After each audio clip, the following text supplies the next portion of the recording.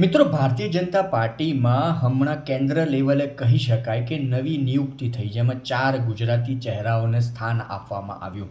એને લઈને તમારામાંથી મોટાભાગના લોકોને ખબર જ હશે કદાચ કે રાષ્ટ્રીય અધ્યક્ષ જે નીતિન નવીન છે, એમની એક નવી ટીમ જાહેર થાય છે, જેમાં 4 ગુજરાતીઓને સ્થાન આપવામાં આવે છે. જેમાં યુવા મોરચાના રાષ્ટ્રીય અધ્યક્ષ હેમાંગ જોશીને બનાવવામાં આવે છે. રોહન ગુપ્તાને પણ એક મોટી જવાબદારી કેન્દ્ર લેવલ પર સોંપવામાં આવે છે. હું આ બંને વ્યક્તિઓ વિશે વાત કરીશ. આ બંને સાથે મારે કોઈ વ્યક્તિગત દુશ્મની નથી, પણ સામાન્ય જનતા આ બે વ્યક્તિઓને લઈને સોશિયલ મીડિયા પર જે વાતો કરી રહી છે કે એમને લઈને ક્યાંય પણ જે સમાચાર આવ્યા એમની જવાબદારી વિશે અને નીચે કોમેન્ટો આપણે વાંચીએ તો એના ઉપરથી આપણે અંદાજો લગાવી શકીએ કે હેમાંગ જોશીની વાત કરીએ કે એમને યુવા મોરચાની રાષ્ટ્રીય લેવલની જવાબદારી સોંપવામાં આવી છે. હું એમને અભિનંદન આપું છું ભારતીય જનતા પાર્ટીના એક સદસ્ય તરીકે.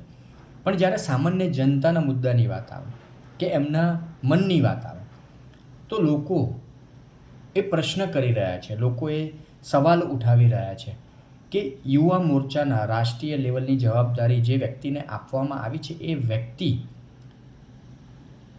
નીટનું પેપર લીક થયું, જંતર મંતર પર યુવાઓ પર લાઠીઓ વરસાવવામાં આવી, ત્યારે તો કશું બોલ્યા નહીં અને એમને યુવા મોરચાની રાષ્ટ્રીય લેવલની જવાબદારી સોંપવામાં આવી.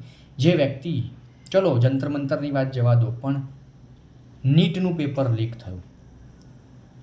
અત્યારે ગુજરાતમાં પણ શિક્ષણ વ્યવસ્થાના હાલ કેવા છે, જ્યાં ક્યાંક ને ક્યાંક યુવાઓ પીસાઈ રહ્યા છે, યુવાઓને રોજગારી નથી મળી રહી. આવી તો ઘણી બધી વાતો છે.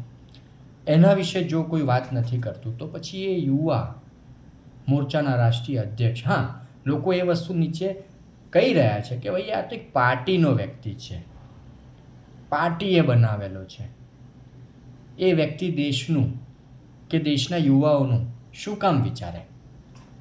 લોકો વડોદરાની હાલત ઉપર પણ કોમેન્ટો કરી રહ્યા છે કે વડોદરાની હાલત બદથી બદતર છે.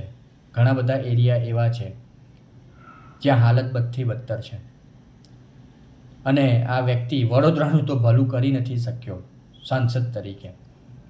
હવે દેશમાં એમને જવાબદારી સોંપવામાં આવી છે યુવા મોરચાની, તો એ શું કરી લેવાના?